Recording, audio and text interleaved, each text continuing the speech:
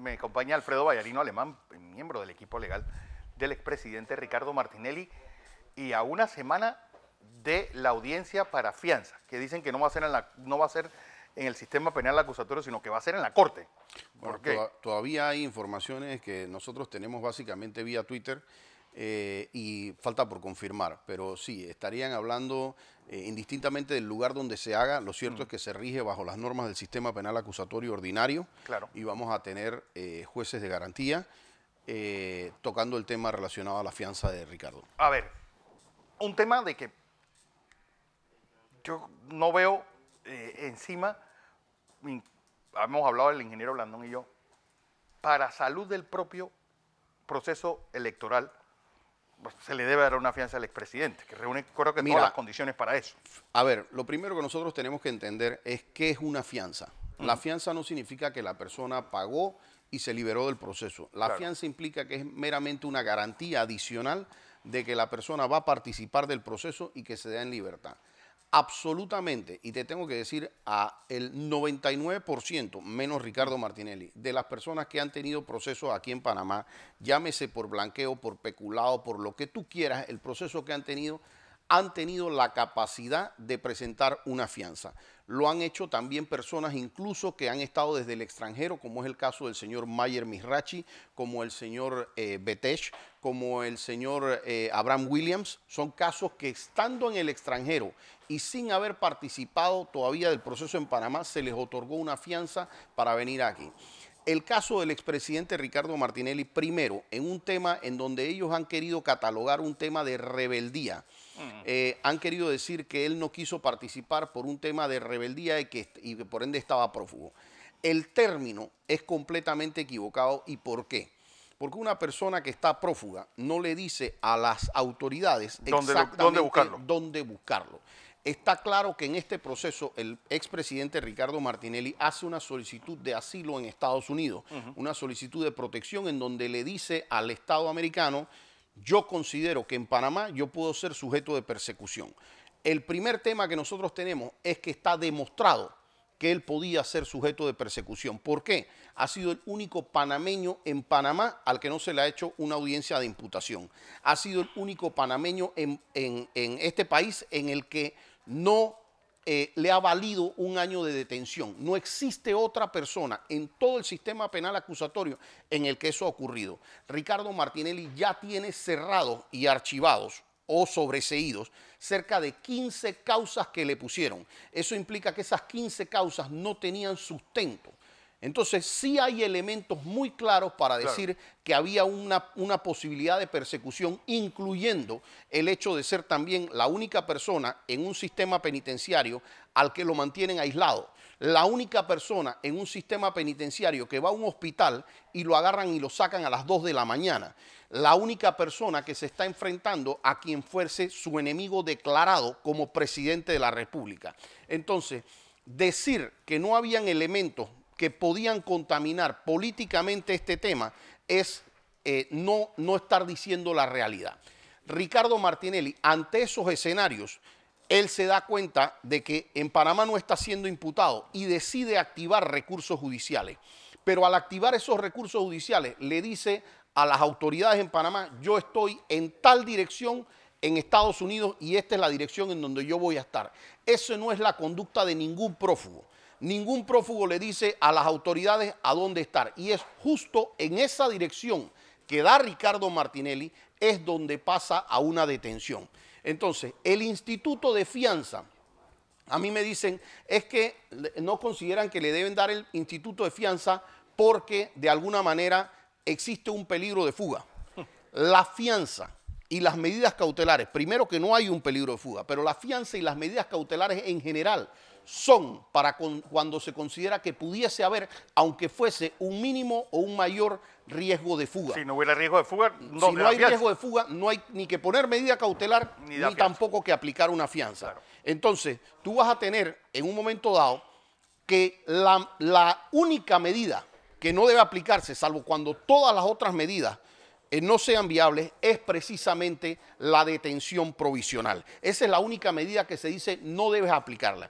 No debes aplicarla sobre una persona de 65 años, no debes aplicarla sobre una persona que tiene un claro arraigo en Panamá y no debes aplicarla ahora, basado en tu pregunta, sobre personas que puedes incidir en la segunda elección de mayor importancia a nivel nacional.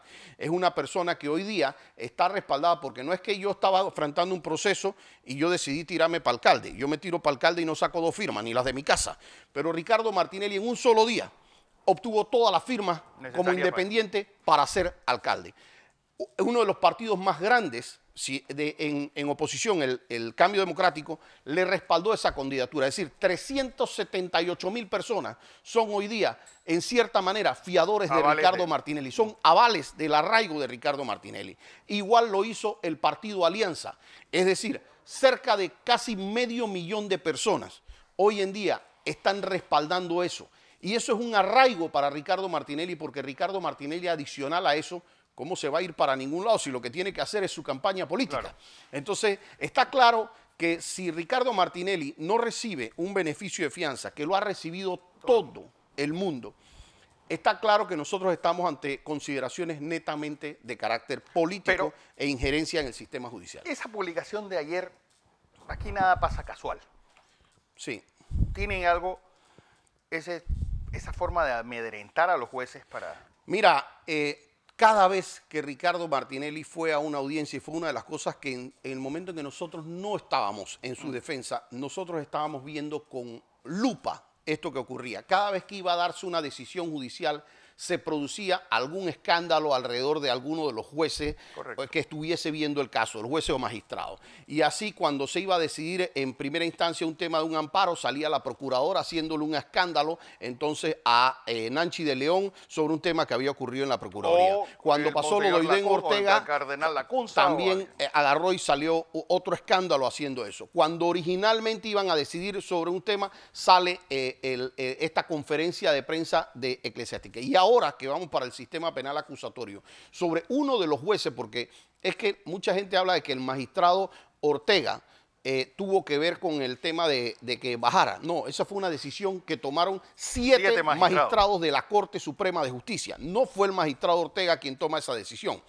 Y entonces, cuando las decisiones resultaban ser adversas porque había un defecto de forma y no se había admitido el recurso, a la Corte Suprema era lo máximo.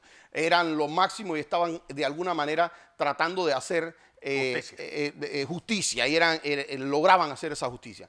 Pero cuando no les convino el resultado, a pesar de que todos los gremios decían que ese era el resultado jurídico que tenía que ocurrir, entonces lo que pasa es que el magistrado Oiden Ortega es sospechoso, cómo es que cambió su posición, qué es lo que tenía que hacer. Entonces, no me parece casual que en el día de ayer, y ojo, porque aquí hay formas de hacer lo que se llama la noticia rebote. Yo... siembro algo en un país. Siembro algo en un país. De hecho, se ha establecido mucho, a veces desde el punto de vista del propio Consejo de Seguridad. Sabemos que aquí se han sembrado noticias en muchos lados.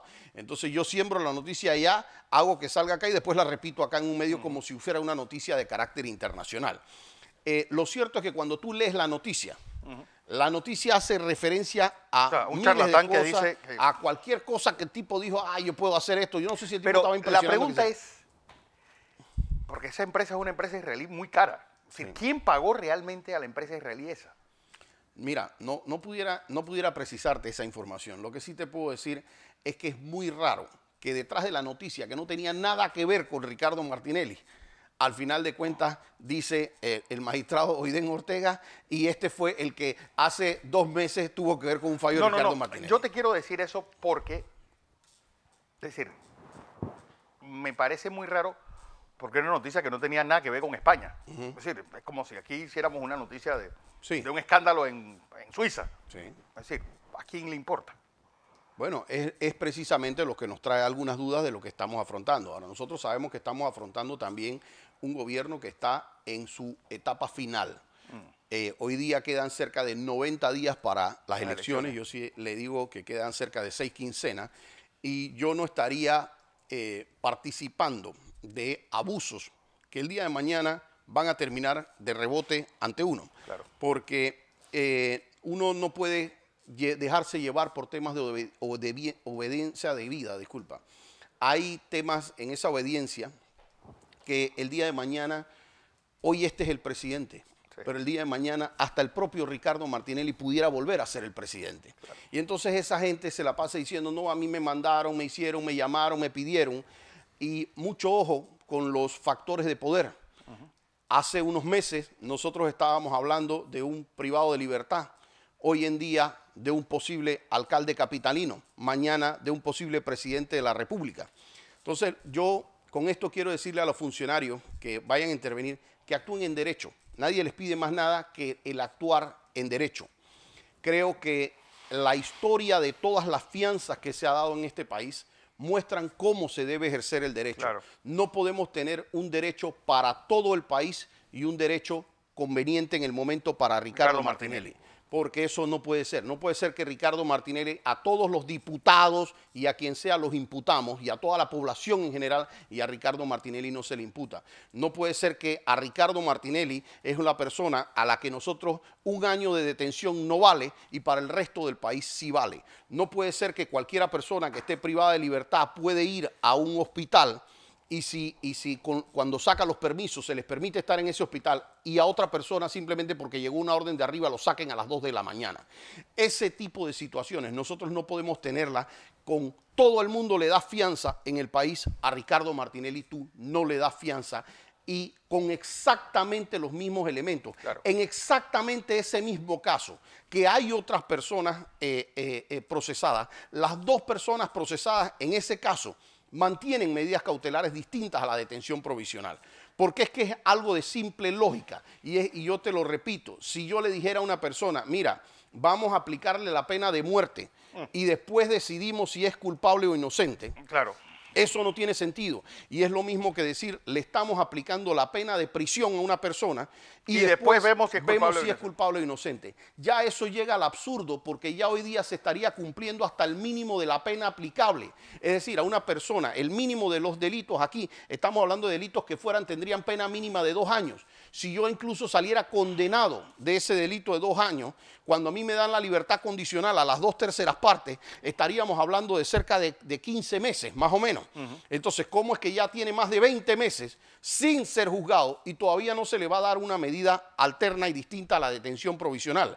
Esos son el nivel de absurdos que se está viviendo con Ricardo Martinelli y que de hecho ha sido una de las motivaciones de nosotros para meternos en la defensa de una persona que hasta el último día de su gobierno nosotros adversamos políticamente. Era una persona que nosotros le adversamos muchos temas, en la Sala Quinta, en muchos temas. Pero tú no puedes ver a una persona a la que simplemente pareciera que desapareció el Código Procesal Penal y desaparecieron todas las garantías específicas para esa persona, agarrándose de las cosas más rebuscadas que pudieras tú imaginarte, diciendo lo que pasa es que como tiene muchos recursos, entonces por eso no le podemos dar la fianza. Ese no fue el criterio que utilizaron con Mayer Mizrachi, ese no fue el criterio que utilizaron con Pipo Virsi, ese no fue el criterio que utilizaron con Morales y con muchísima gente más que pudieran hacerlo. Y no solamente, fíjate, no solamente es que se concedió en esos casos la fianza, sino que demostró que era el medio más efectivo, porque a ninguna de esas personas que se le dio fianza se fueron para ningún lado. Ahí estuvieron todo el proceso y varios de ellos, muchos de ellos, salieron inocentes o sobreseídos al llegar a su audiencia. Entonces, no solamente es que es viable hacer el tema de la fianza, sino que se demostró que era un método altamente eficaz para mantener el arraigo de la persona al proceso y además respetar la presunción de inocencia. Porque yo sentiría una vergüenza como panameño de saber que el sistema jurídico que nosotros tenemos, si no pudo proteger que la presunción de inocencia de un expresidente de la República. Sí, al resto de los mortales. Al resto de los mortales, ¿qué puede ocurrir? Porque ¿con qué cara va a mirar el sistema judicial al país si después de todo este tiempo de detención de Ricardo Martinelli resulta ser que el veredicto de inocencia, como en efecto lo esperamos, vaya a ser un veredicto de inocencia? Vamos a ver qué pasa, don Alfredo Maini. Entonces, dentro de unas semanas. El lunes 4, 9 de la mañana, Dios primero, estaremos sustentando la solicitud de fianza. ¿Él tiene que estar presente? Sí, va a estar presente. Así es.